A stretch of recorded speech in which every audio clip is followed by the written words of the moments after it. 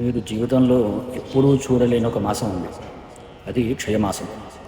దాదాపు 141 సంవత్సరాలకు ఒకసారి మాత్రమే వచ్చే ఈ అరుదైన కాల రహస్యం వెనుక ఉన్న శాస్త్రం ఏమిటో తెలుసుకుందాం.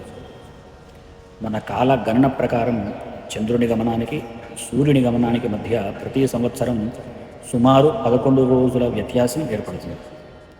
ఈ వ్యత్యాసం 3 సంవత్సరాలలో కలిపి దాదాపుగా 33 రోజులుగా మారుతుంది. ఈ అదనంగా వచ్చిన కాలాన్నే అధిక మాసము అని అంటాం.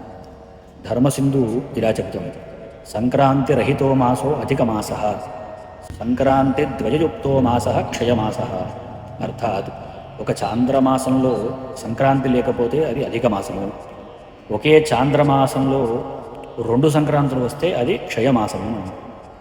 క్షయమాసం సాధారణంగా కార్తీక, మార్గశిర లేదా పుష్యమాసాల్లో మాత్రమే సంభవిస్తుంది. ఇంకా ఆశ్చర్యకరమైన విషయం ఏంటంటే, ఏ సంవత్సరంలో క్షయమాసం వస్తుందో అదే సంవత్సరంలో 2 అధిక మాసాలు కూడా వస్తాయి. ఒకటి క్షయమాసానికి ముందు, మరొకటి తర్వాత. అధిక మాసంలో జపము, దానము, పూజలకు విశేష ప్రాధాన్యత ఉంటుంది. ముఖ్యంగా మాల్పువాలు, పాయసం వంటి మధుర పదార్థాలను సద్గురువులకు, సాధువులకు, బ్రాహ్మణులకు దానం చేసే సాంప్రదాయం కూడా ఉంది. 33 మాల్పవాలు ఎందుకు చేయాలి? 3 సంవత్సరాల 11 రోజులు చొప్పున వచ్చిన 33 రోజులు సూచనగా 33 మాల్పువాలు దానం చేస్తారు. అధిక మాసం అనేది కేవలం అదనపు నెల కాదు, మన జీవితాన్ని శుద్ధి చేసుకునే ఒక దైవిక అవకాశం.